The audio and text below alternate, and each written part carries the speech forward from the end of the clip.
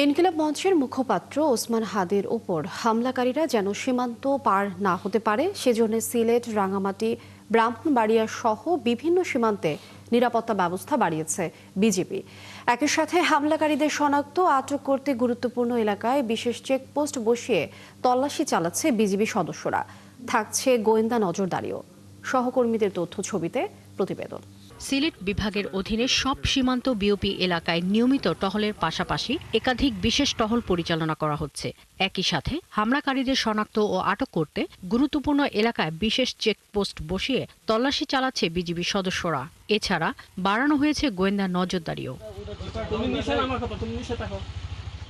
এ নিয়ে ৪৮ বিজিবির অধিনায়ক লেফটেন্যান্ট কর্নেল নাজমুল হক জানান, সামাজিক যোগাযোগ মাধ্যমে এই হামলাকারীদের সিলেট সীমান্তে আসার খবর পেয়ে বিশেষ সতর্কতা জারি করা হয়েছে।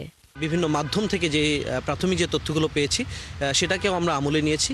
সেই সাথে আমরা আমাদের যে নিয়মিত যে টহল সেটাকে আরও জোরদার করেছি। আমরা আমাদের সীমান্তবর্তী এলাকায় যেই এলাকাগুলোতে লাইকলি এসকেপ রুটস বা যে জায়গাগুলো দিয়ে পালাতে পারে সেই জায়গাগুলো আমরা গার্ড দিচ্ছি।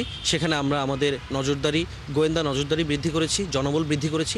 পাশাপাশি আমরা আমাদের কিছু চেকপোস্ট আছে সীমান্তবর্তী এলাকায়, সেগুলো স্ট্যাবলিশ করেছি সো দ্যাট এই চেকপোস্টগুলোর মাধ্যমেও আমরা যদি এই ধরনের কোনো অপতৎপরতা কারো থাকে, কোনো আসামি বা কেউ যদি পালিয়ে যেতে চায়, সেটা আমরা যেন আটকাতে পারি। ব্রাহ্মণবাড়িয়া সীমান্তেও সতর্কতা জারি করেছে বর্ডার গার্ড বাংলাদেশ বিজিবি।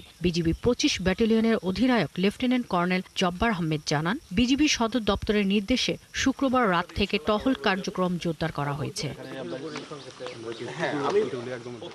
রাঙামাটির সাজেক, বাঘাইহাট ও আশেপাশের ১৫টি বিজিবি পোস্টে টহল জোরদার করা হয়েছে। ৫৪ বিজিবি বাগাইহাট ব্যাটালিয়নের অধিনায়ক লেফটেন্যান্ট কর্নেল মহিউদ্দিন ফারুকি জানান, সাজেকগামী প্রতিটি যানবাহন তল্লাশি করে সন্দেহজনক আসামি ও অবৈধ অস্ত্র, গোলাবারুদ এবং মাদকের সন্ধান চলছে।